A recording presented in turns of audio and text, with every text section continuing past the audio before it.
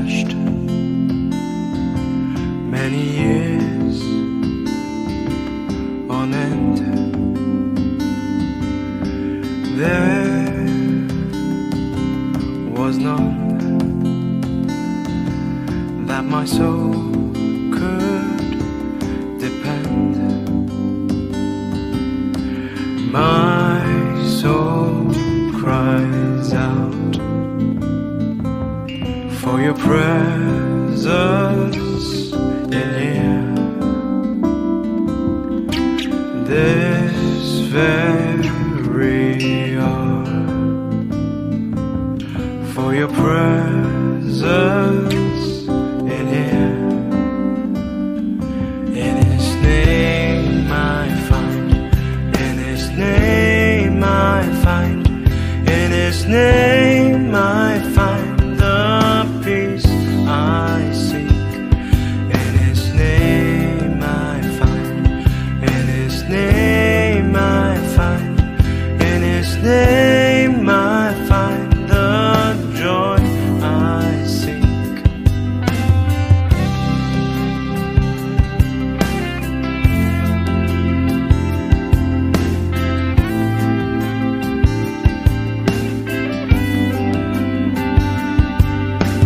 I have searched many years on end. There was none that my soul could depend. My soul cries out for your presence in here. This very hour, for your presence in here. In His name I find, in His name I find, in His name I find the peace I seek. In His name I find, in His name I find, in His name I find the joy I seek. In your presence I am free from the chain that has bound me. In your presence I am calm, waiting for the kingdom come.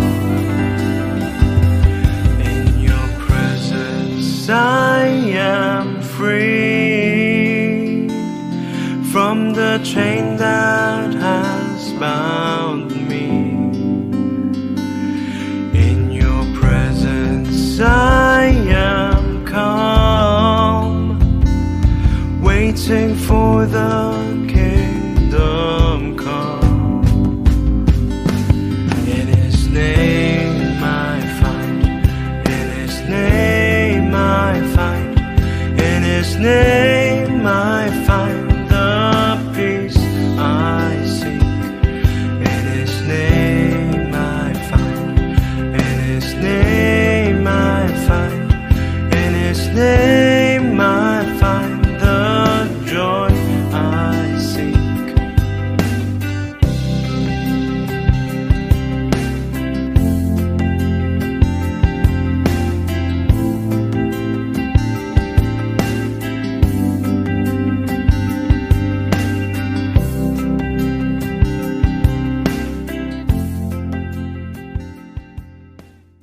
Good morning po sa ating lahat. Good morning! Good morning po! Blessed po ba ang Sunday natin? Handa na po ba magpuri ang lahat? Sabi na sa kanta, better is one day in your court, better is one day in your house than 1,000 elsewhere.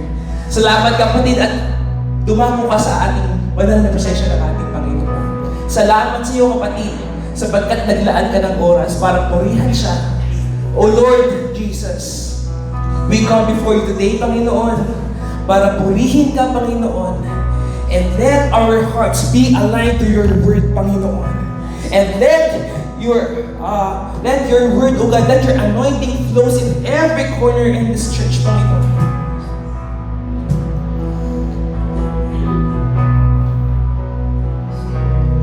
Better is one day in your court. Better is one day in your house. Better is one day in your courts than 1,000 elsewhere. Better is one day in your court. Better is one day in your house. Better is one day in your courts than 1,000 elsewhere. Better is one day. Better is one day in your courts. Better is one day in your house. Better is one day in your courts than 1,000 elsewhere. Better is one day in your courts. Better is one day in your house. Better is one day in your courts than 1,000 elsewhere. Better is one day. Better is one day in your courts. Better is one day in your house. Better is one day in your courts than 1,000 elsewhere. Better is one day. Better is one day in your courts. Better is one day in your house. Better is one day in your courts than 1,000 elsewhere. Better is one day in your courts. Better is one day in your house. Better is one day in your courts than 1,000 elsewhere. Better is one day in your courts. Better is one day in your house. Better is one day in your courts than 1,000 elsewhere. Better is one day in your courts. Better is one day in your house. Better is one day in your courts than 1,000 elsewhere. Better is one day in your courts. Better is one day in your house. Better is one day in your courts than 1,000 elsewhere. Better is one day. Better is one day in your courts. Better is one day in your house. Better is one day in your courts than 1,000 elsewhere. 1,000 elsewhere. Better is one day in your courts. Better is one day in your house. Better is one day in your courts than 1,000 elsewhere. Than 1,000 elsewhere. Ooh. Than 1,000 elsewhere. Jesus. Than 1,000 elsewhere. Oh. Better is one day. Jesus. Oh. Tunay nga, Panginoon, na mahal na Panginoon na dumalo, O Panginoon, sa inyong banal na bahay, Panginoon. Banal na presensya, Panginoon. Tunay nga, Panginoon, na okay halaga, o what a privilege, Panginoon, to worship you in this sanctuary, Panginoon. What a privilege, O God, to be blessed in this sanctuary, Panginoon. We come before you today, Panginoon, to praise you and worship you in spirit and in truth, O God. O God, napakahalaga ng inyong pangalan. Kayo po, Panginoon, as we seek your face, O God, rather than your hands, is a privilege, Panginoon.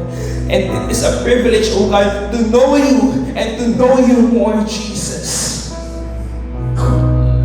Kaya ngayon, Panginoon, kami ay magdiriwang, kami ay magsasaya, kami ay magse-celebrate sa inyong pangalan. No other like Jesus! Jesus!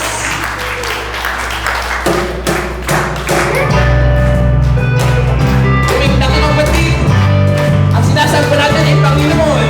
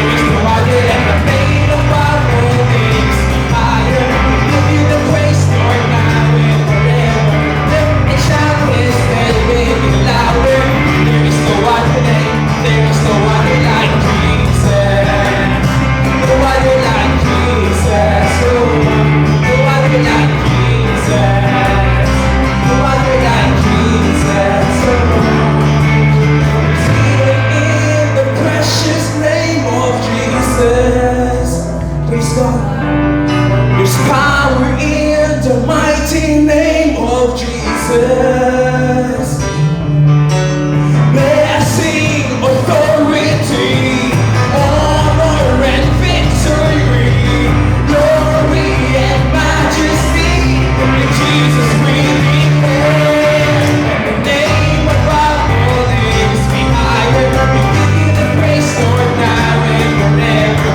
And shout His name, make it louder.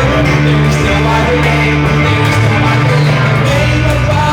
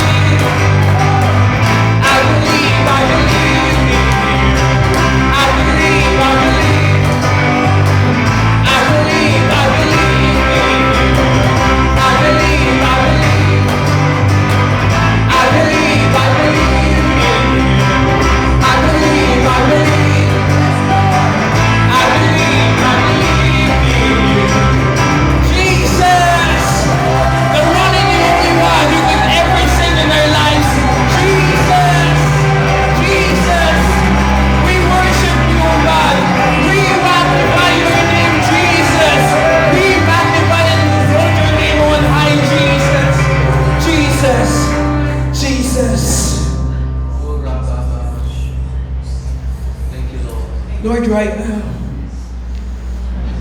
thank you, O God, for setting us fire, Panginoon, sa aming mga puso.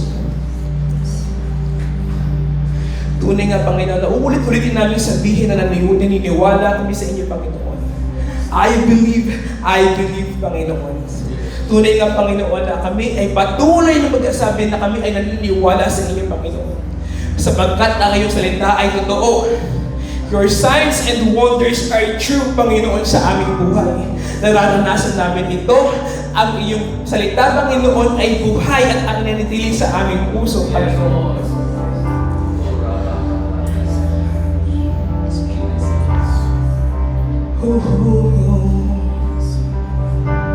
Set a fire down in my soul that it can't contain and it can't control. I want more of you, God. I want more of you, God. Set a fire down in my soul that it can't contain and it can't control. I want more of you, God. I want more of you, God. Set a fire down in my soul that it can't contain and it can't control. I want more of you, God. I want more of you, God. Set a fire down in my soul that it can't contain and it can't control. I want more of you, God. I want more of you, God. We worship you, Jesus. Oh, Jesus. Set a fire down in my soul that it can't contain and it can't control. I want more of you, God. I want more of you, God. Set a fire down in my soul that it can't contain and it can't control. I want more of you, God. I want more of you, God. Set a fire down in my soul that it can't contain and it can't control. I want more of you, God.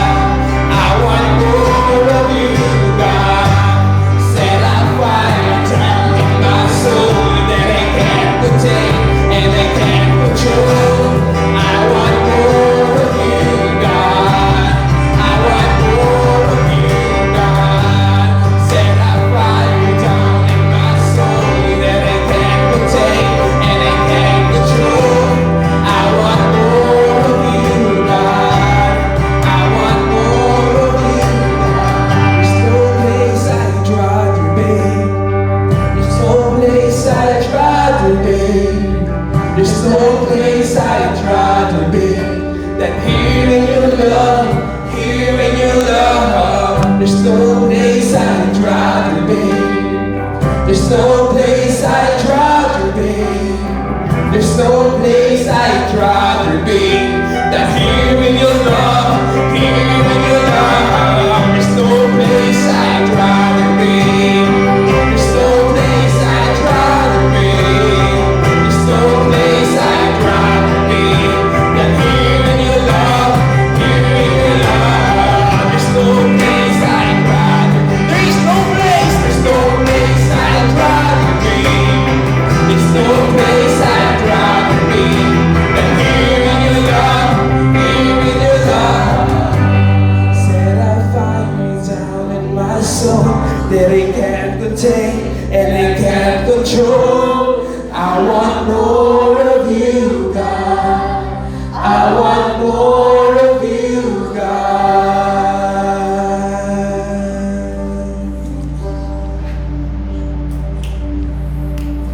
Holy, there is no one like you. There is none beside you. Open up my eyes in wonder. Show me who you are and fill me in your heart and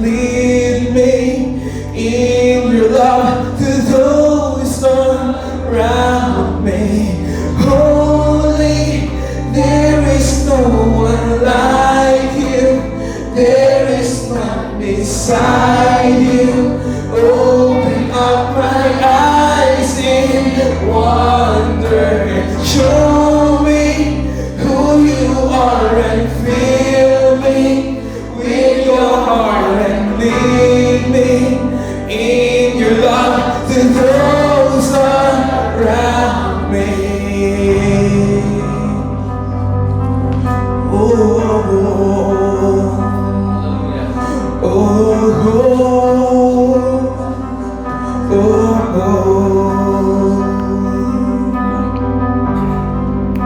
Worthy of every song we could ever sing. Worthy of all the praise we could ever bring. Worthy of every breath we could ever breathe.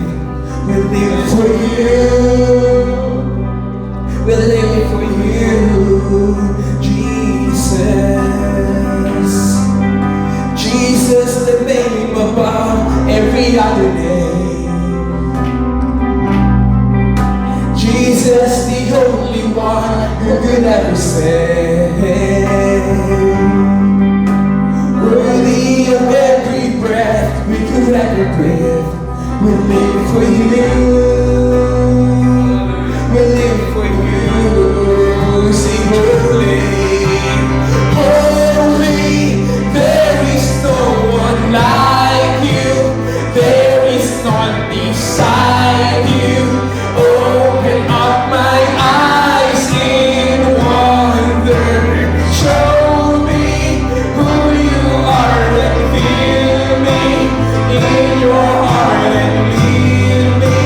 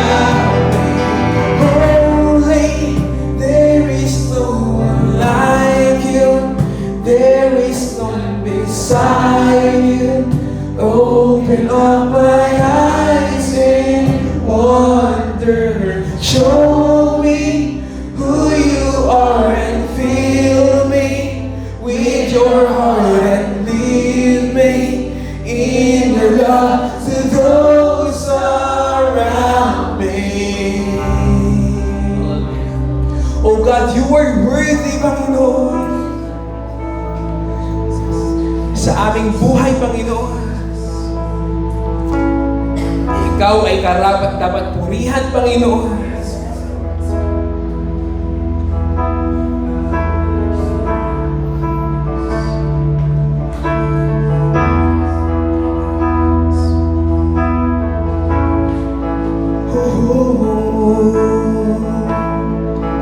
You are worthy of it all.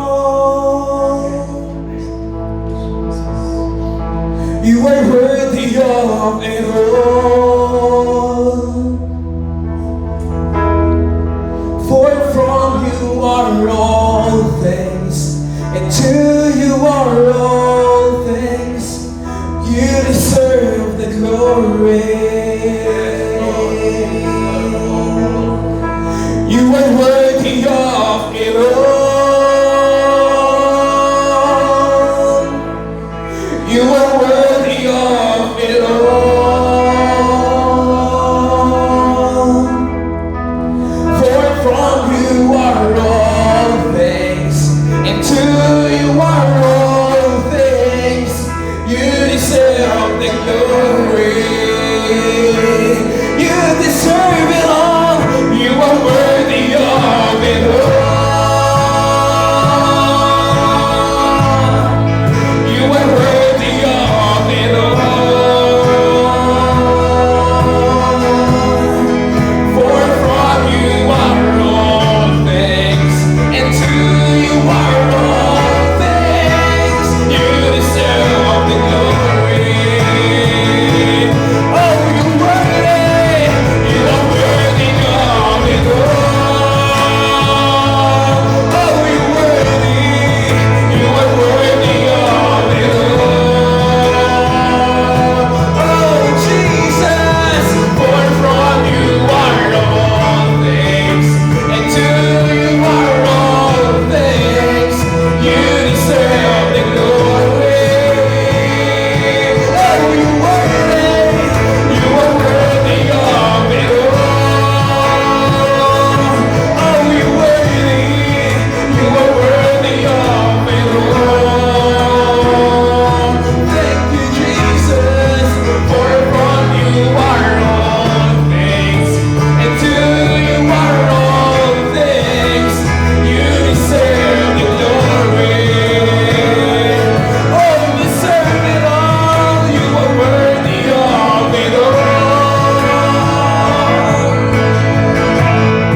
You are worthy of it all. For from you are all things, and to you are all things. You deserve the glory. Karapat-dapat ka.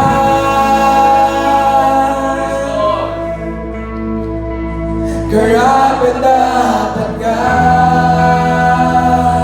Karapat-dapat. Lahat nagmula sa'yo.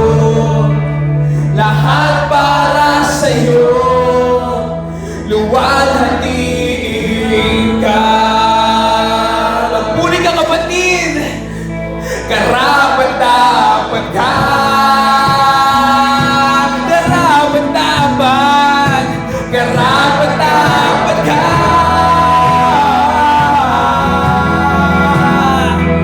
Lahat nagmula sa'yo. Lahat para sa'yo. Luwalhatiin ka. Karapat-dapat.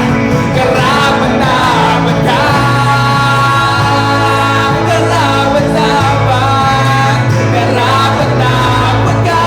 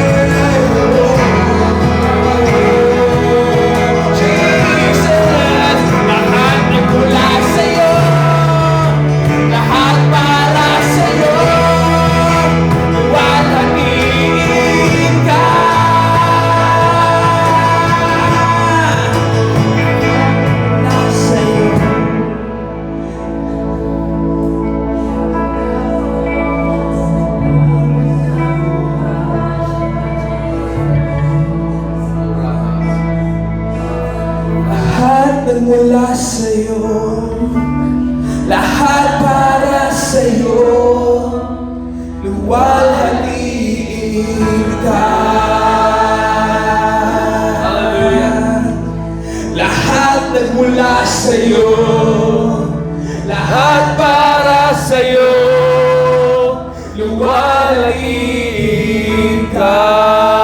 Thank you, Lord. Hallelujah. Thank you, Jesus. Lahat para sa'yo, lahat para sa'yo, luwalhatian ka.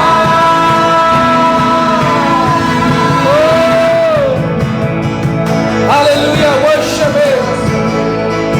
Isigaw mo, kapatid, na ang lahat sa ating buhay ay sa Diyos lamang natin ibibigay. Hallelujah. Yes. Ang buhay namin ay para sa iyo lamang, Panginoon. Lahat ng bagay na meron kami ay sa iyo lamang, Panginoon. Pati lahat ng aming kalalagayan ay sa iyo namin inilalagak, O Diyos. Yes! Hallelujah! Luwalhatian ka, Panginoon, sa aming kalagitnaan. Luwalhatian ka sa aming mga buhay. Luwalhatian ka, O Diyos, sa apat na sulok ng lugar na ito. Hallelujah!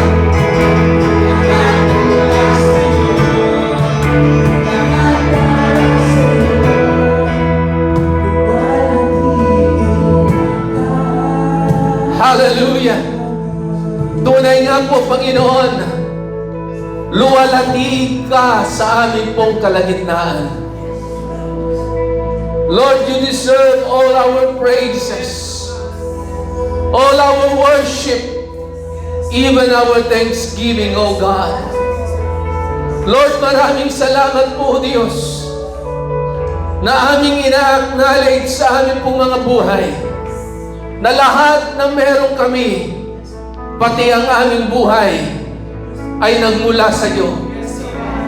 Kaya marapat lamang, Panginoon, na aming ibigay, Lord, ang nararapat na papuri, pasasalamat, pagsamba, at pagdakila sa iyo lamang, Panginoon. Salamat po, Diyos, sa kalayaan na meron kami, na sa gitna ng aming mga pinagdaraanan sa buhay, binibigyan mo kami, Panginoon, ng oras at pagkakataon upang ikaw ay aming mapuri at mapasalamatan at madakila at masamba, O Diyos, ng aming mga buhay sa espiritu at katotohanan sa lugar na ito. O salamat po, Diyos, tunay nga na kay sarap manatili sa iyo pong presensya. Dahil sa iyong presensya, Panginoon, nararanasan namin ang kapayapaan. Sa iyong presensya, nararanasan namin ang katagumpayan, ang kagalakan sa aming mga puso. At sa iyong pong presensya, Panginoon, tunay nga kami ay makakasumpong ng kagalingan sa aming mga sakit at karamdaman. Kaya, O Diyos, hayaan mo na punuin mo ng iyong kaluwalhatian, ng iyong kapangyarihan ang apat na sulok ng lugar na ito. Upang ang bawat isa sa amin, Panginoon, Lord, alis sa lugar na ito ng aming buhay ay inayos mo, binago mo. Ang aming mga daladala ay iyong pinagaan. Ang aming mga problema ay binigyan mo ng solusyon. Salamat po, Panginoon. Kaya, O Diyos, sa iyo po namin ipinagkakatiwala ang amin pong gawain na ito, O Diyos. Wala pong ibang maitas, wala pong ibang madakila at maparangalan sa amin pong kalagitnaan, kundi ikaw lamang, Panginoon. Lord, kami ay excited na makinig at tumanggap ng iyong mga salita. Dahil, Lord, kami ay iyong pinili, kami ay iyong tinawag para kami ay manguna, Panginoon. Lord, salamat po. Ano man ang kalalagayan namin sa buhay, saan mo man kami nilagay, kami, O Diyos, ay magtatagumpay at gagamitin mo, O Diyos, ayon sa iyong kapangyarihan. Kaya, O Diyos, minsan pa, purihin ka, dakilain ka, Panginoon, sa umagang ito, sa pangalan ng iyong anak na si Jesus. Ang lahat ay magsabi ng Amen and Amen. Hallelujah! Good morning po. Palapakan nga natin ang ating pong Panginoon. Yung mga nasa likod, pwede pong pumunta po dito sa harapan para mas magandang tignan, ano? So, isa pong pinagpala at mabiyayang umaga sa bawat isa. Sabihin mo sa iyong katabi, kapatid, ako'y natutuwa na katabi kita ngayon. Amen? Gaya po ng unang awitin na ating pong sama-samang inawit kanina, walang pinakamainam at pinakamagandang lugar na dapat po nating panatilihan kundi sa presensya ng ating pong Panginoon. Ano? Mas mainam daw, mas maganda. Dahil sa presensya ng Diyos, mararanasan natin ang Kanyang kapangyarihan.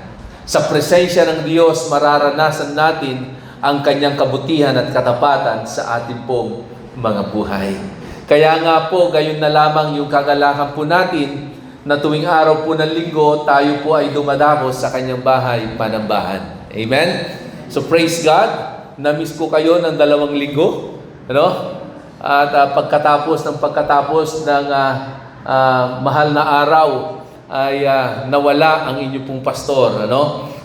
Sa kadahilanan, ako po ay dumalo ng staff retreat ng School of Acts. Kasama po natin ang ating pong pastor na si Pastor Raymond Muy at ganoon din po ang lahat ng mga manggagawa ng School of Acts Malaysia.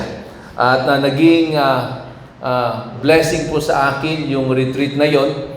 Dahil araw-araw wala po kaming ginawa, kundi magpuri, sumamba sa Diyos, pag-aralan, pagsaluhan ang Kanyang mga buhay at makapangyarihang salita. At the same time ay nakadaupang palad ang ating po mga kapatiran doon sa His Church Malaysia at ganoon din po tayo po ay naging kabahagi sa naging gawain po doon nung Good Friday at nung Resurrection Sunday. So praise God. Noong mga nakalipas na mga linggo, alam ko po tayo ay pinagpala ng ating pong Panginoon na yung mga ginamit at itinayo ng ating pong Panginoon ay tunay nga na sila ay kinasiyahan ng ating pong Panginoon, binigyan ng mga panibagong kapahayagan upang ating pong tanggapin ang Kanyang mga buhay at makapangyarihang salita. Amen? So praise God.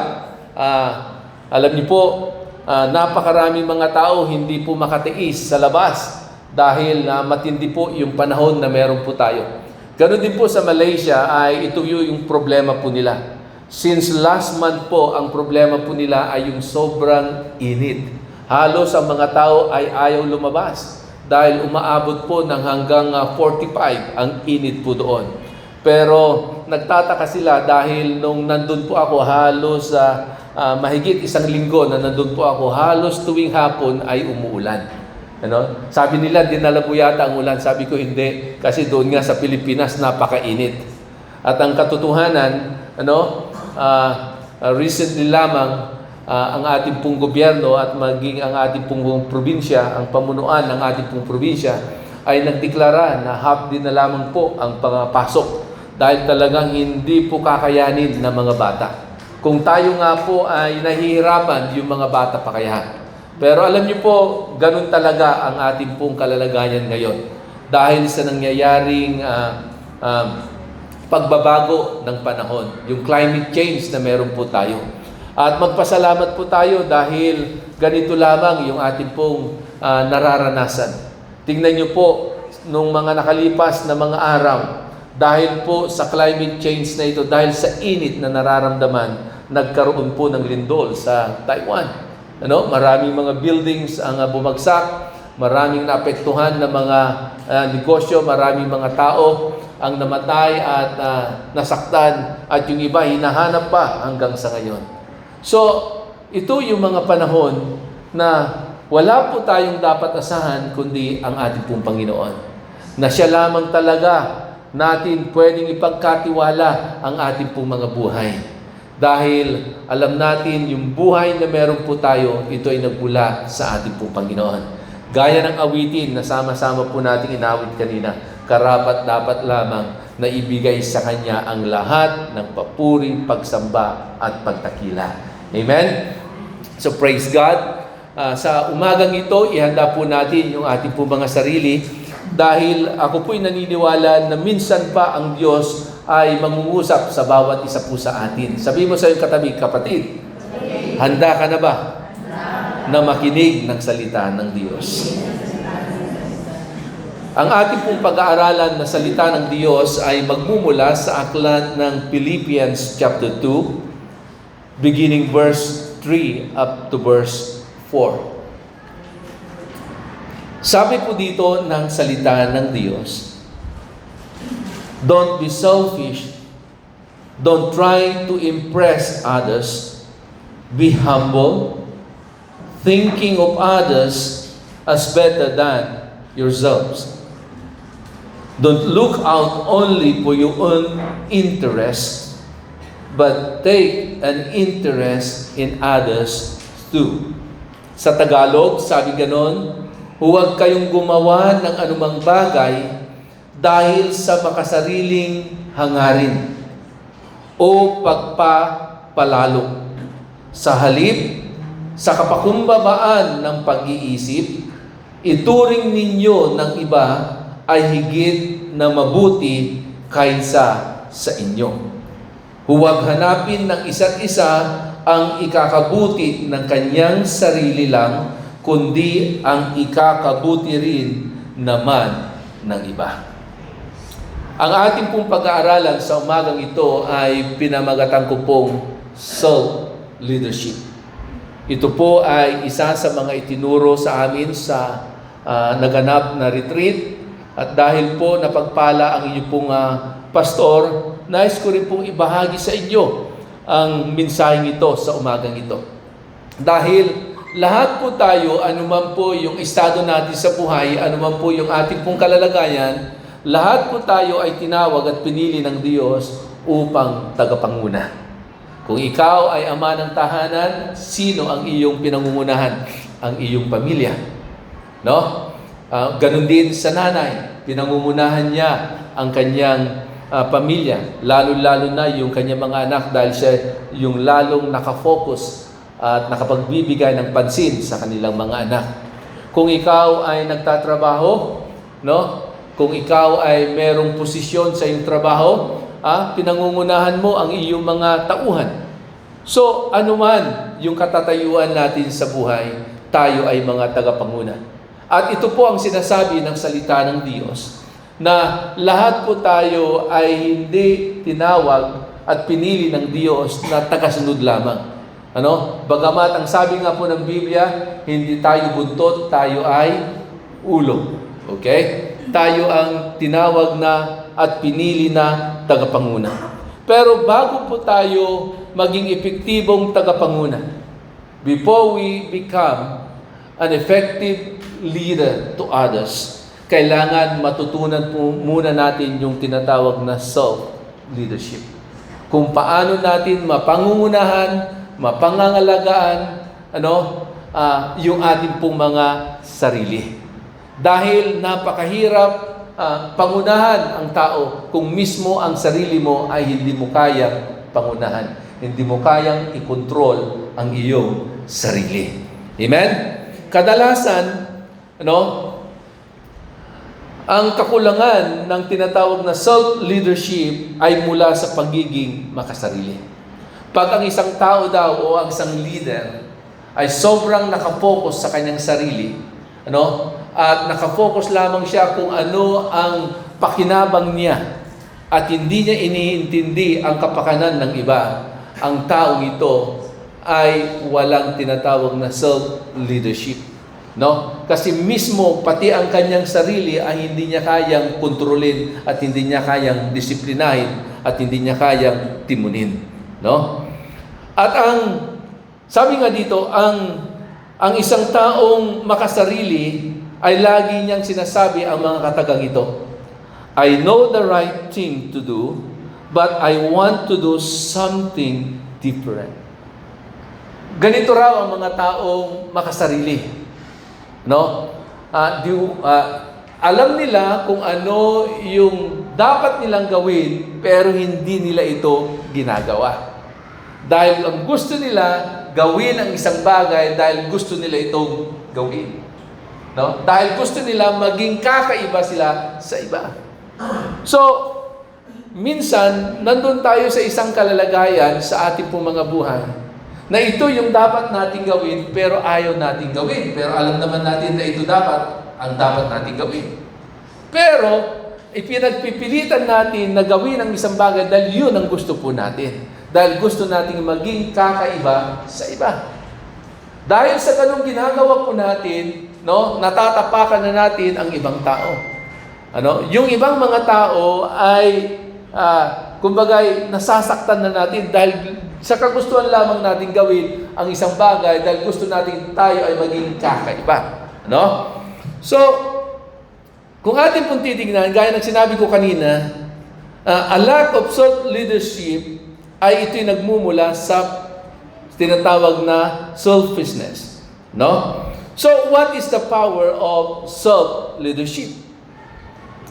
Ano ba ang naitutulong nito sa ating pong mga buhay?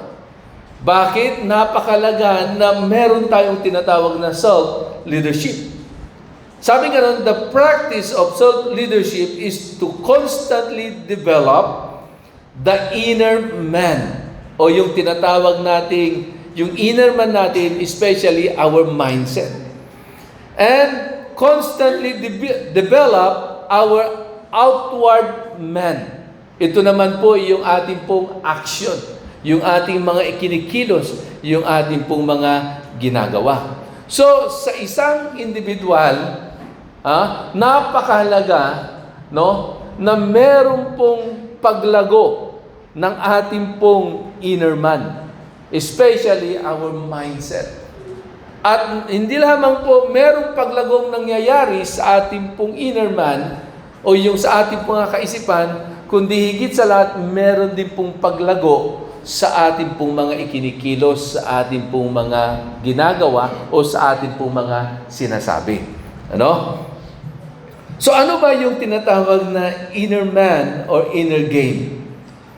Ang inner man consists of intention, self-awareness, self-confidence, and self-efficacy o yung tinatawag na self-belief. Kaya napakalaga sa bawat isa sa atin bilang isang mananampalataya, gaya ng laging sinasabi kanina ni Brother Max sa awitin na I believe, na tayo'y naniniwala, meron tayong paniniwala sa ating pong mga sarili. Okay? To achieve personal mastery. Okay? So, mangyayari lamang ang bagay na ito kung tayo po ay merong tamang kaisipan. Yung mindset po natin ay nakatuon lamang sa mga bagay, lalo-lalo na kung anong ikakabuti ng mga tao, lalo-lalo na sa mga taong ating nakakasalamuhan. Ano naman po yung outward man po natin, yung inner outward man po natin? Consists of influence and impact. So, as a leader, bilang mga individual, okay? Hindi lamang po pinapalago po natin yung ating pong mga sarili, kundi higit sa lahat, napakalaga na tayo bilang mga tagapanguna, okay? Ay meron tayong tinatawag na influence and impact sa ibang tao. Ang tanong, ano kayang impluwensya meron po tayo sa ibang tao? Ano kayang impact meron tayo sa ibang tao? Okay? Dahil pwedeng ang impact po natin ay maging mabuti at ang maging impact po natin ay masama. O ang maging impluwensya po natin sa iba ay maging mabuti o maganda at iba naman ay maging pangit at hindi maganda. Okay? So, ibig sabihin, ang self-leadership is self-motivation or self-influence. May impluensya po tayo. May impact po tayo sa ibang tao. No? Kaya, bakit? Kasi tayo ay tinitignan bilang mga modelo. Ehemplo ng bawat tao na nakakita sa atin, lalo-lalo na sa mga taong pinangungunahan natin. Sa isang magulang na lamang, sino ang laging nakabantay sa atin? Sino yung laging nakatingin sa atin? Yung ating mga kasama sa bahay. Hindi nyo ba alam ng mga bata, kadalasan, kung ano ang nakikita nila sa kanilang mga magulang, yun ang kanilang ginagawa. Tignan mo, pag ang isang maliit na bata pa lamang at nag-aaral na magsalita, kung ano ang sinasabi at binibigkas ng nanay o ng tatay, pag kinakausap siya, yun ang kanyang inuulit. Kung anong kilos ni tatay ni nanay, kanya na rin ginagaya.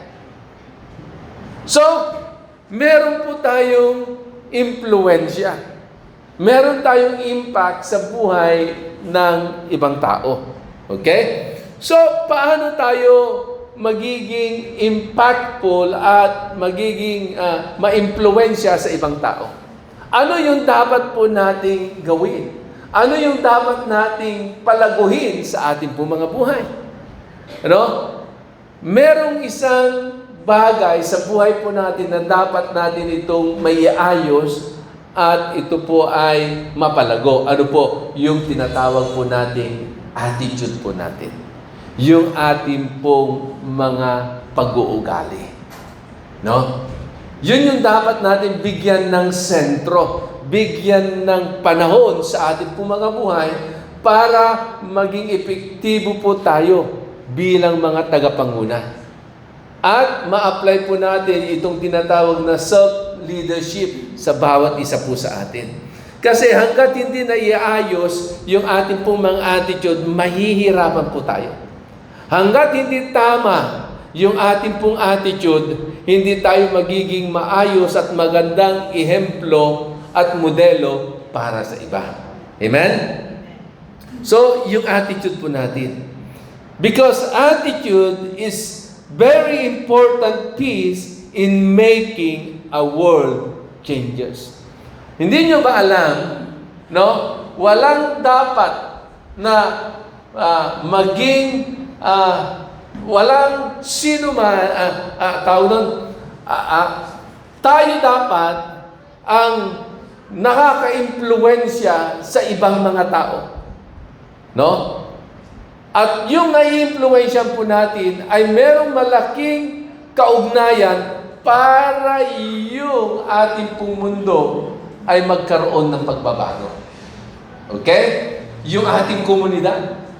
Yung loob ng ating tahanan. No? So, yung attitude daw ay isa sa pinakamahalagang bagay, na dapat nating bigyan ng pansin.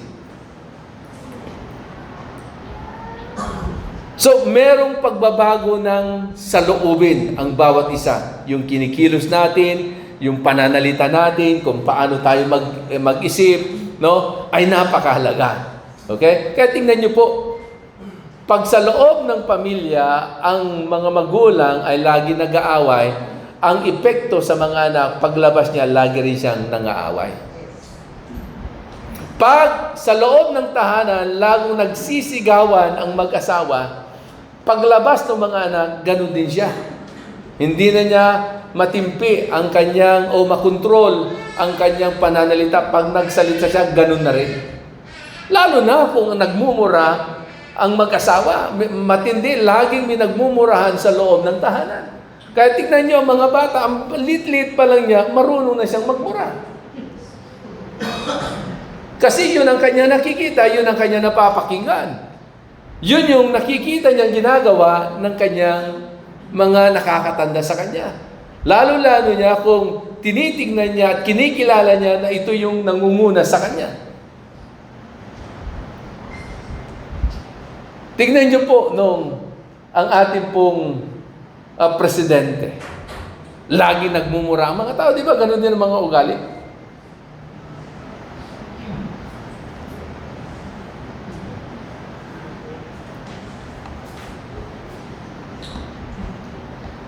So, bilang leader, we are a model, an example to others. Kaya kailangan meron muna tayong pagsasaayos ng ating pong mga sarili. Dahil tayo nga ay modelo at ehemplo sa iba, no? Tayo po ay nakaka-impluwensya ng buhay ng iba. Ito yung tinatawag na influencer po tayo. Hindi nyo ba alam na sa mundo, kung gusto ng mga ibang mga politiko para umangat yung kanilang rating, ano ang kanilang ginagawa? Para maipakilala sila sa iba. Ano ang kanilang ginagawa? Di ba nag-hire sila ng influencer? Ngayon, sikat na sikat yung mga TikTokers. Yung lagi nakikita sa social media, lagi nagsasalita. Yung pasundot-sundot na mga kataga na talagang click na click sa mga tao. Di ba? Maniwala kayo, pagdating ng eleksyon, yung mga TikTokers na yan, o mga vloggers, na sikat ngayon sa Facebook, sa social media, sa YouTube, maniwala kayo sa akin, yan aarkilahin ng mga politiko para sila ay ikampanya at i-promote. Bakit? Ba't sila kinukuha? Kasi grabe ang kanilang impluensya. Diba? Nakaka-impluensya sila sa mga tao. Kasi kung hindi sila nakaka-impluensya, hindi sila panunuorin ng tao. At hindi sila susundan ng mga tao. Yung iba nga, ano bang ginagawa ng iba? Meron pang, di ba, meron kang pinipindot para pag meron siyang bago, nag-appear na kaagad sa cellphone mo? Ano bang ginagawa niyo minsan? Turn on notification. May bell. Oo. Di ba meron? Di ba may mga bell pang ganon, ginagawa niyo? Di ba? So, bakit? Dahil na-impluensyan na sila. Bakit sikat na sikat yung mga non-time show? Kagaya ng Showtime, Eat Bulaga. Di ba? Tingnan nyo, lahat na nakikita nila na kadalasan yung mga tao sa labas, yun ang ginagawa. Kasi yun ang nakikita. Yun ang sinasabi. No? Nagiging impluensya sila sa iba. Sa tingin nyo ba, nagiging mabuti bang impluensya ang mga influencer na ito? Siguro, iilan, mabuti. Nakakatulong. Pero kadalasan, nakakasira ng buhay. Okay? So, huwag na tayo lumayo sa atin na pong mga sarili. Ang tanong ko ngayon, yung buhay mo ba ay nagiging impluensya ba ng maganda at mabuti sa ibang tao? Are you a good influence or a bad influence to others? Meron pong kwento sa Biblia na ito ay tunay na nangyari.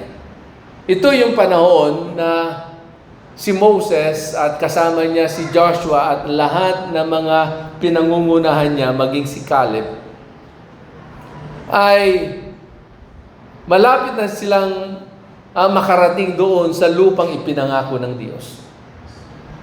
At yung kanilang paglalakbay, simula nung sila ay ialis doon sa Ehipto, lumipas ang maraming mga taon, hindi pa rin nila nararating yung lupang ipinangako ng Diyos. Ang dahilan dahil maraming nangyari doon sa kanila sa ilang at maraming nangyari mismo sa kanilang mga sarili. Dahil sa kanilang pag-uugali. Kaya nabalang tumagal ang kanilang paglalakbay. Ilang taon silang naglakbay? 40 years. Na kung titingnan sa mapa, hindi naman sobrang malayo yung lugar na kanilang lalakbayin. Pero umabot sila ng 40 years. At marami pa sa kanila ay namatay mula doon sa ilang. Marami sa kanila. At yung iba ay hindi nakapasok. At hindi man lamang naranasan yung buhay na dapat na tinatamasa ng lahat ng inalis doon sa Ehipto at makarating doon sa lupang pangako. Okay? At itong pangyayaring ito, sa pangunguna ni Moses, ay napaka-importante na bigyan po natin ng pansin. Dahil dito makikita po natin yung dalawang klase po ng tao. A good influencer and a bad influencer. In Numbers chapter 13, beginning verse 31 up to verse 33. At ito po ang sinasabi ng salita ng Diyos. Sabi po dito, in Numbers chapter 13, verse 31 up to verse 33. But the other men who had explored the land with him disagreed. We cannot go up against them. They are stronger than we are. So they spread this bad report about the land among the Israelites. The land we traveled through and explored will devour anyone who goes to live there. All the people we saw were huge. We even saw giants there, the descendants of Anak. Next to them, we felt like grasshoppers. And that's what they thought too. So kung ating pong titignan maigi, itong sinabi nung 10 spies na naging kasama ni Josue at ni Caleb. Dahil nung una, sinasabi ni Caleb, kailangan natin pumunta doon. Dahil doon sa lugar na yon, is a bountiful place. Magandang lugar. Ang mga bunga ng mga punong kahoy doon ay ang lalaki. Grabe, yung prutas daw doon talaga naman, yung grape, kailangan pa na ang magbuhat ay 2 tao. So, ang ganda ng sinasabi ni Caleb doon sa kanilang nakita nung in-explore nila at pinuntahan nila yung lupang pangako na yon. Pero nung marinig ng 10 spies yung sinasabi ni Caleb, ito yung kanilang ipinagsigawan. Kanina ang ganda-ganda yung sinasabi. Pero pagdating doon sa 10, pangit yung sinasabi. From good, naging bad. Amen? From good report, naging bad report. So, dahil sa bagay na ito, marami sa mga nakapakinig ng sinabi ng 10 spies na ito ay naimpluwensyahan. Naniwala sa kanila. Sumunod sa kanila. At Sa pag-aaral po, hindi lamang po 100, hindi lamang 1,000. Kasi ang akay-akay ni Moses noong mga panahon na yon, ayon sa pag-aaral, ay umabot ng milyon na tao ang kanyang inaakay, na naglalakbay papunta doon sa lupang ipinangako ng Diyos. So sabihin na lang natin, kalahati yung naniwala. Siguro baka kalahati yung naniwala. Bakit? Kasi 10 versus sa 2 lang. Di ba tayo minsan, majority wins. Di ba? Kung sino yung nagsasabi ng mas marami, yun yung pinaniniwalaan ng tao. Pag iisa ka lamang o dadalawa lamang kayo na nagsasabi, hindi basta-basta pinaniniwalaan ng tao. So, tingnan niyo po ang senaryo dito. 2 kontra 10. Kaya sabi nga po ng Biblia, marami ang kanilang na-impluwensyahan, naniwala sa kanila. At yung mga naniwala, sobrang natakot. Nawala yung kanilang pananampalataya. At hindi na sila nakatingin sa Diyos. Nakatingin na sila at nakapokus na sila doon sa ibinalita at daladalang report nung 10 spies na ito. At alam niyo po, hindi lamang po sila natakot at nag-focus doon sa report ng 10 spies. Ito pa, sila ay nag-complain. Nag-murmur pa sila. At sinisi na naman nila itong si Moses. Parang sinasabi nila, mas mabuti pa, hindi mo na lamang kami dinala dito. Sana nanatili na lamang kami sa Ehipto. Yun yung mga laging bukang bibig nila kahit nung sila ay nagsimulang maglakbay pa doon sa ilang. Pag sila ay nakakaranas ng problema, nakakaranas ng pagsubok, ito ang laging lumalabas sa kanilang mga bibig. Di ba kadalasan ng tao, ang normal na tao, pag medyo nagigipit na at matindi na ang pinagdaraanan sa buhay, imbis na mga pangako ng Diyos ang lumalabas sa kanyang mga bibig, puro reklamo na ang lumalabas sa kanyang bibig. Puro negatibo na ang lumalabas sa kanyang bibig. So, dahil sa bagay na ito, sabi po ng Biblia, yung mga hindi naniwala kay Josue at kay Caleb, hindi nakapasok doon sa lupang pangako. At ito pang masakit, sila ay namatay doon sa ilang. Ang saklap. Natanaw nila, pero hindi sila nakapasok.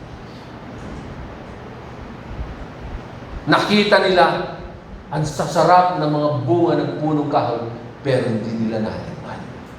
Parang tayo. May mga panahon sa ating pong buhay, dahil sa kakulangan ng ating pananampalataya, na alam mo naman na sa Diyos walang imposible. Na ang Diyos, si Jesus, kaya nasugatan ng kanyang katawan para ang lahat ng sakit at karamdaman ay gumaling. Pero natanaw mo lamang, nakita mo yung ibang mga tao, pinaghimalan ng Diyos sa kanilang sakit at karamdaman, pero dahil sa takot mo, baka hindi magkatotoo ang iyong pananampalataya. Tinalikuran mo ang pangako ng Diyos at pinaniwalaan mo ang sinasabi ng ibang tao. Nakita mo yung naranasan ng iba, naghimala ang Diyos, pero hindi mo naranasan sa iyong buhay. Alam niyo ba, sa buhay ng isang mananampalataya, mas mainam na hindi lamang natin naririnig ang kabutihan ng Diyos, hindi lamang natin nakikita ang kilos at galaw ng ating Panginoon, kundi mismo nararanasan po natin. Kaya nga, si Haring David, isa sa kanyang bukang bibig, kay sarap, at kanyang natikman ang kabutihan ng ating pong Panginoon.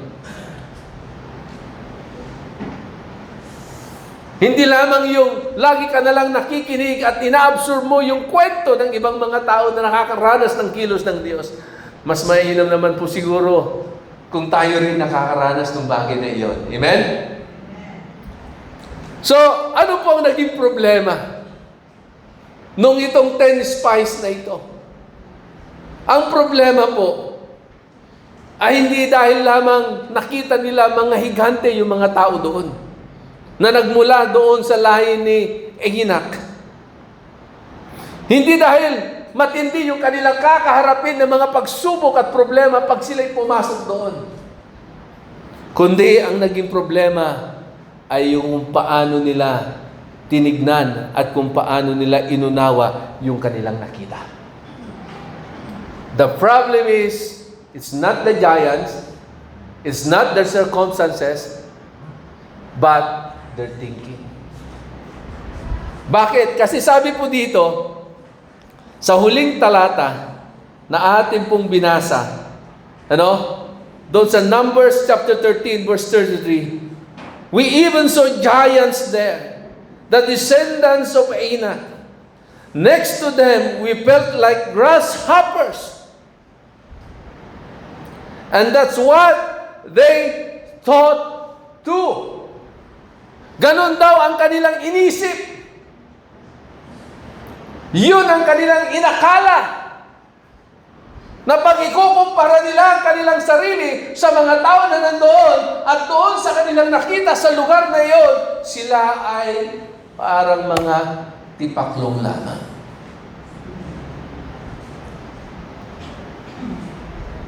Ay yung iba nga sabihin mo para kang tipaklong. Utak tipaklong ka, nagagalit ka na Dito, imbis na i-reject nila yung mga pananalita ng 10 spies, tinanggap nila. Dahil ang tingin din nila talaga sa kanilang sarili ay para silang tipaklong. Wala silang kwenta. Kapatid, kung alam mo yung identity mo sa ating pong Panginoon, hindi mo titignan na ikaw ay mahina. Na ikaw ay talunan. Na ikaw ay walang magagawa. Kung alam mo ang identity mo sa ating Panginoon, titignan mo ang sarili mo na ikaw ay tagapanguna. Na ikaw ay higit pa sa mananagumpay. Amen po ba? Amen. Hallelujah. At ang naging problema po dito, ang 10 spies ay nagbigay ng maling report. Kaya huwag tayong basta-basta maniniwala sa mga sabi-sabi sa ating pong napapakinggan.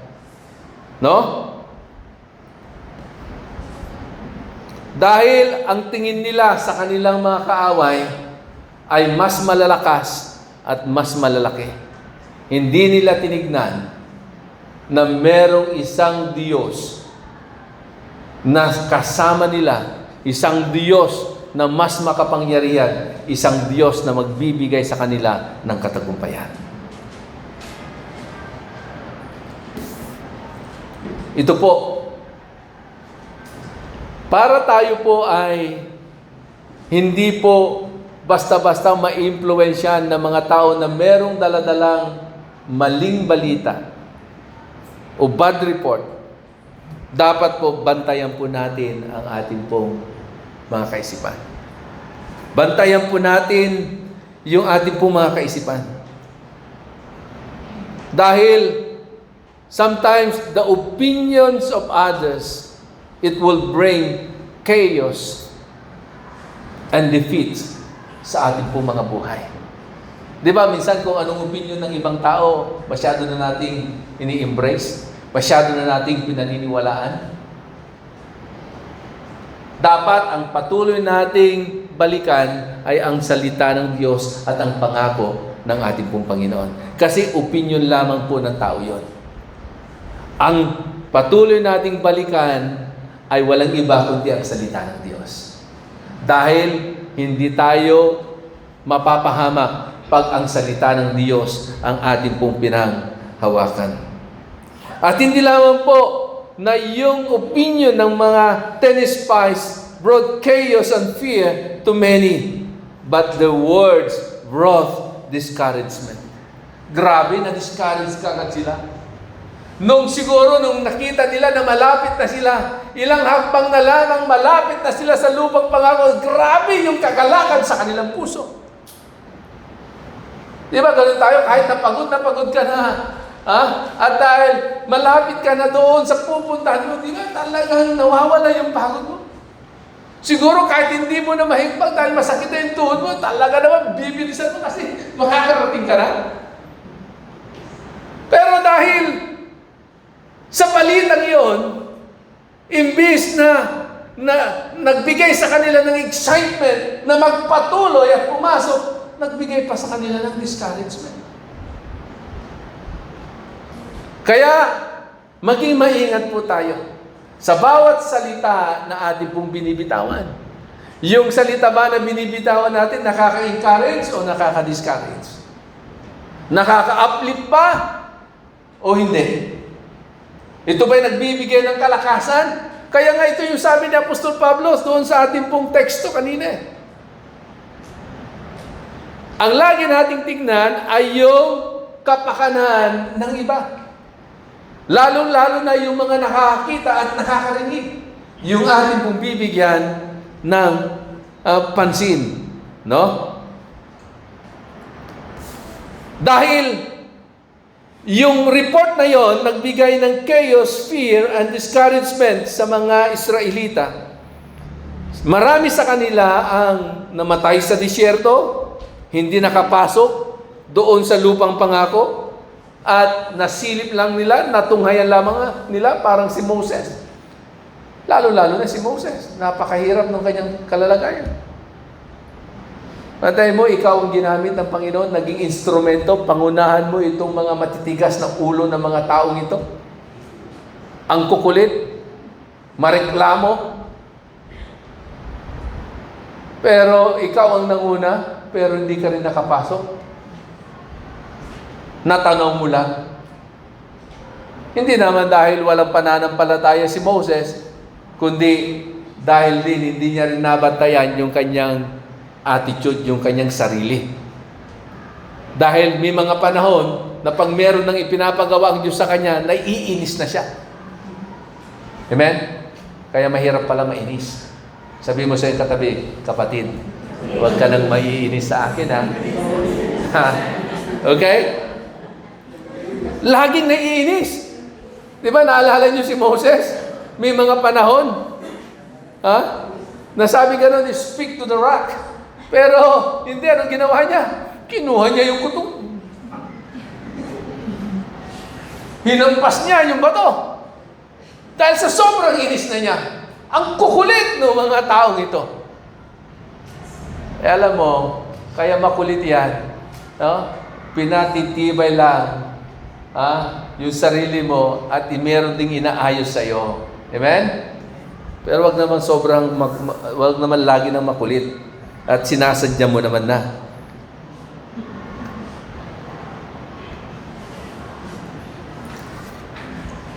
Alam nyo ba, itong naging report ng mga 10 spies na ito, ito'y nailipat sa iba't ibang mga tao. Nailipat hanggang dumami yung naniwala, natakot at na-discourage. Pero tignan niyo po si Joshua and Caleb. Ibang-iba yung kanilang naging impluensya sa mga tao. Kaya nga hindi lahat naniwala sa 10 spies Sabi nga ng Biblia, yung naniwala kay Joshua at kay Caleb, yun yung nakapasok sa lupang pangako at yun yung namuhay ng matagal.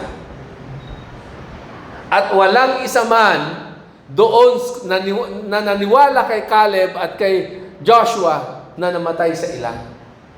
Dahil lahat sila nakapasok doon sa lupang pangako.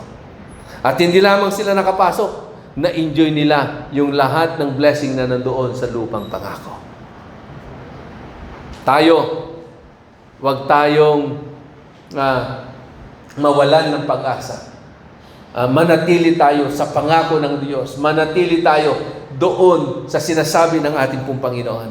Kahit ano pang sabihin ng iba, kahit ano pang mga haka-haka at opinyon ng ibang tao, kapatid, pag alam mo ang salita ng Diyos at ang pangako ng Diyos, yun ang panghahawakan mo.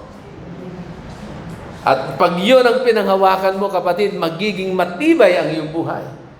Yung mga nangyayari sa iyong kapaligiran, mga nangyayari sa iyong pamilya, kapatid, yan ay,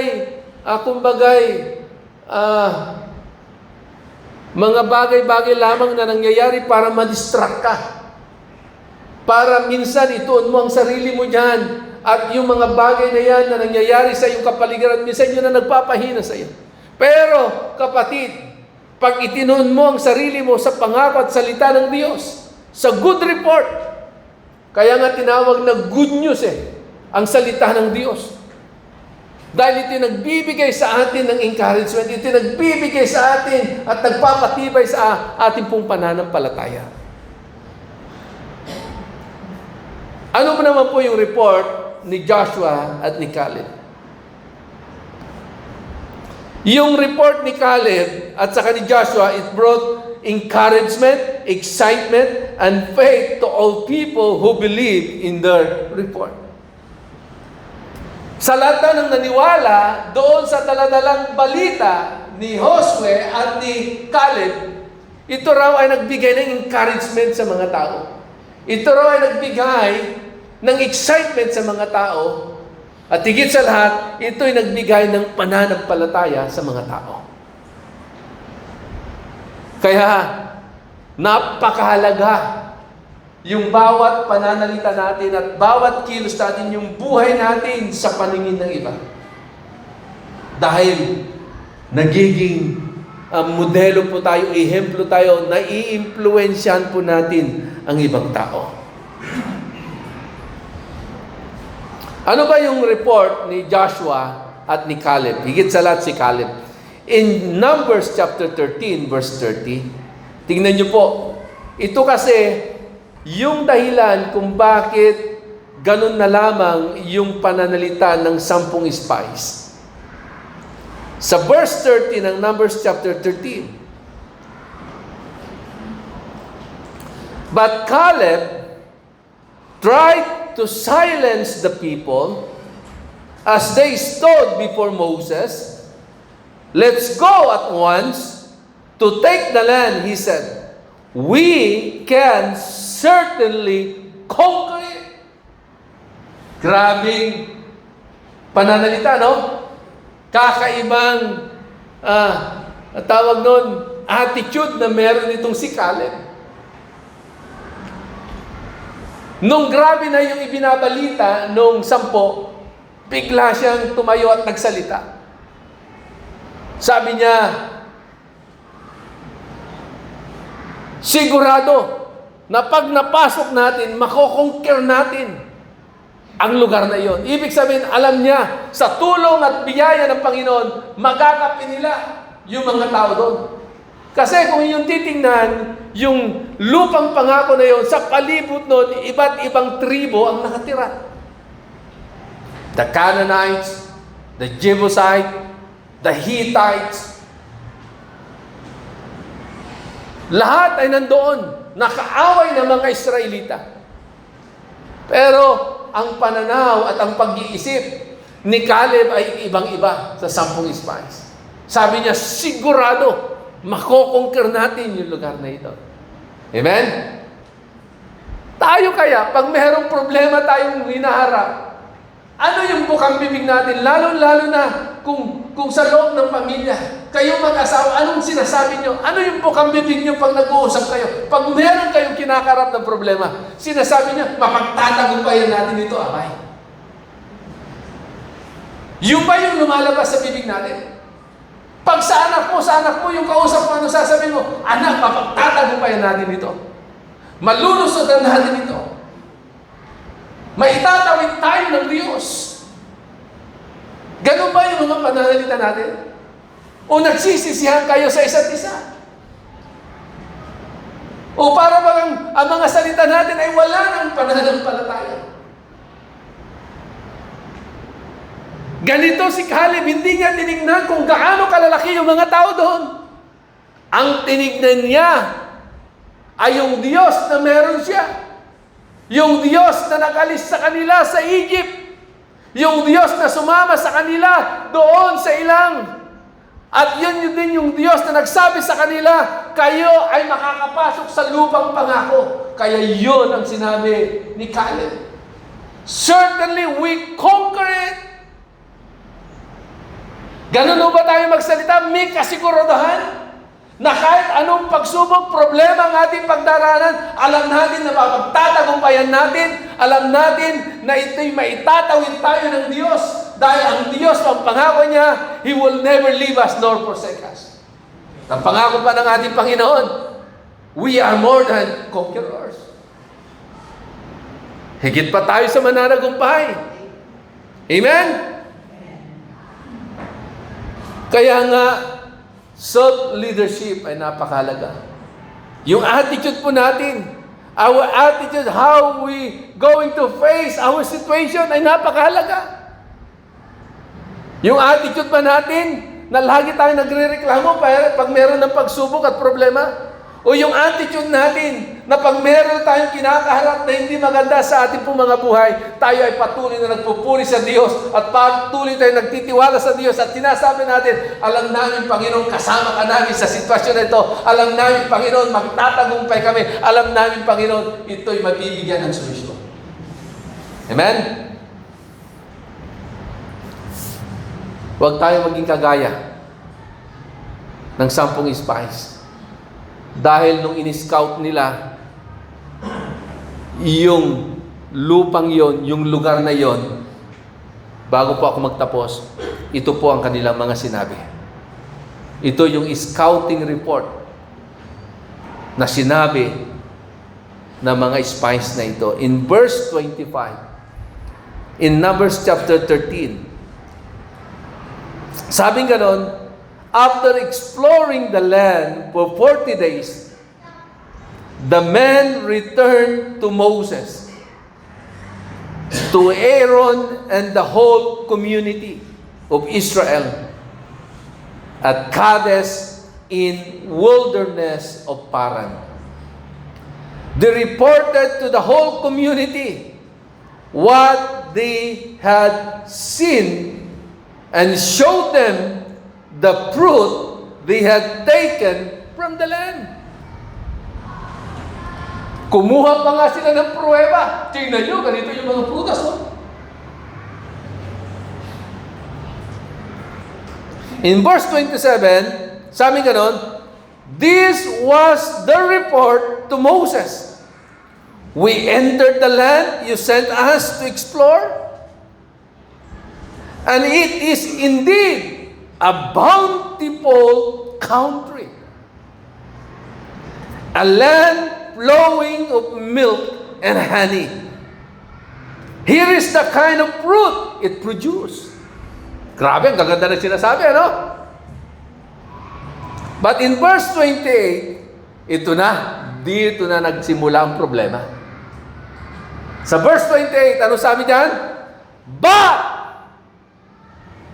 di ba, minsan ganyan tayo eh. Ha? Nakita natin minsan yung ganda na nung pangyayari, nung sitwasyon, tapos biglang sasabihin, ngunit. Amen?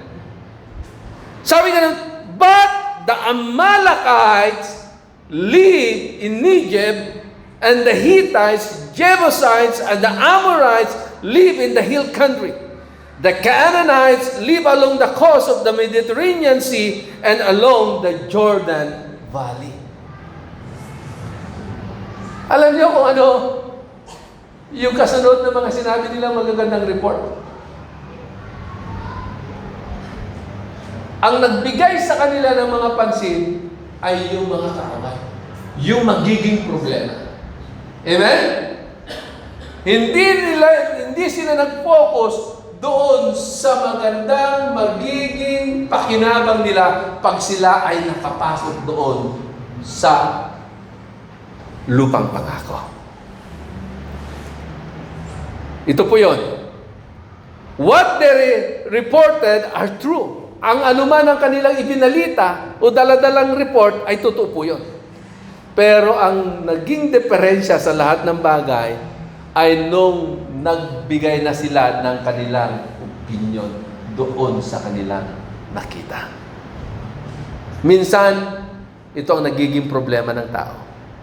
Kahit ito na yung nakikita mo, pag ito ay inabsorb na ng isipan mo, doon na nagkakaroon ng problema. Kaya nga, ang sabi po ng Biblia, our battlefield is our mind. Kaya nga in Romans chapter 12, verse 1, laging sinasabi ni Apostol Pablo sa mga mananampalataya sa Roma. In verse 2, sabi niya, do not conform no longer to the pattern of this world, but be transformed by the renewing of your mind. Para ano daw? So that you may able to know what God's will in your life.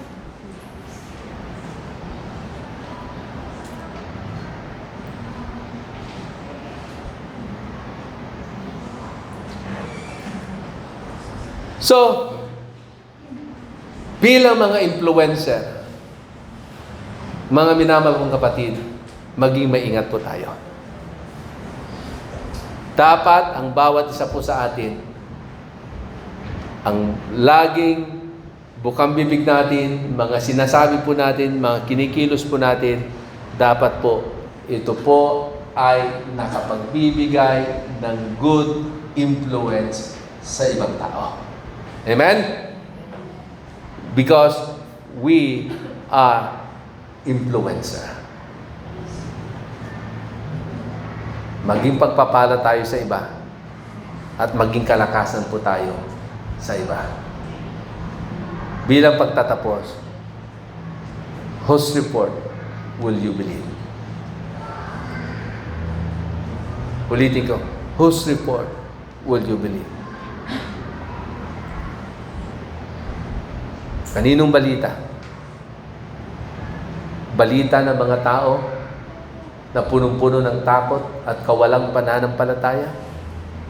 O balita ng mga tao na laging nagtitiwala sa Diyos, laging nananampalataya sa Diyos, at laging pinanghahawakan ang pangako at salita ng ating pong Panginoon? That's the word. Whose report will you believe? At doon nakasalalay yung buhay po natin. Doon nakasalalay kung paano natin mapagtatagumpayan ang anumang bagay na meron tayo sa ating po mga buhay. Amen? Tayo po'y tumayo at tayo po'y manalangin sa oras na ito. Hallelujah. Thank you, Jesus. Maraming mga tao ngayon paralisado. Maraming mga tao ngayon hindi makakilos, hindi makagalaw. Dahil ang iniisip ay kung ano ang opinyon ng tao. Ang iniisip ay kung ano ang sinasabi ng tao. Kapatid, hindi tayo tinawag at pinili ng Diyos para i-focus po natin ang ating po mga sarili sa opinyon ng tao at sa sinasabi ng tao. Tayo ay pinili at tinawag ng Diyos para patuloy na panghawakan ang kanyang mga salita, ang mabuting balita. Dahil ang salita niya ay punong-puno ng encouragement. Ang salita ng Diyos ay nagpapatibay at nagpapalakas ng ating pong pananampalataya.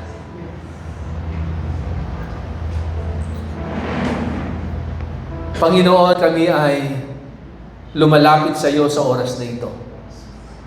Muli, Panginoon, kami ay nagpupurit, nagpapasalamat dahil sa mga salita mo na aming pong napakinggan.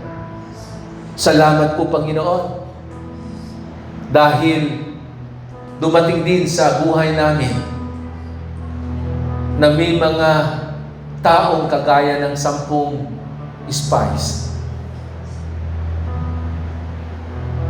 na dahil sa daladala nilang balita, ito'y nagdulot ng takot, ng pangamba, pinanghinaan ang aming pong pananampalataya.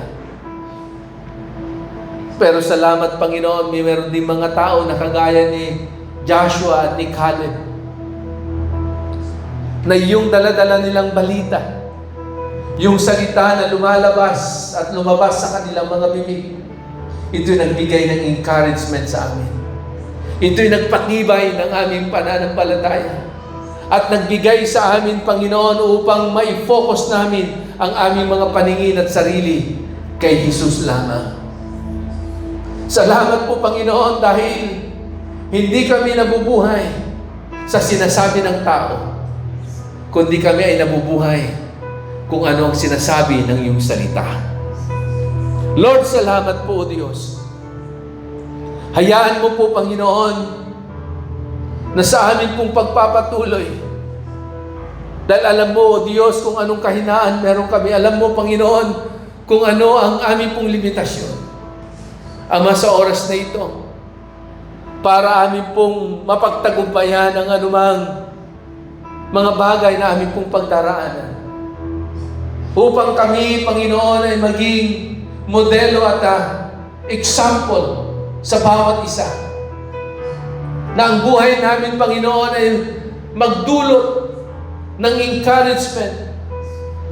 Magdulot, Panginoon, ng excitement, ng kagalakan, at magpapatibay ng kanilang pananampalataya. Hayaan mo po, Panginoon, na ayusin mo kami sa oras na ito.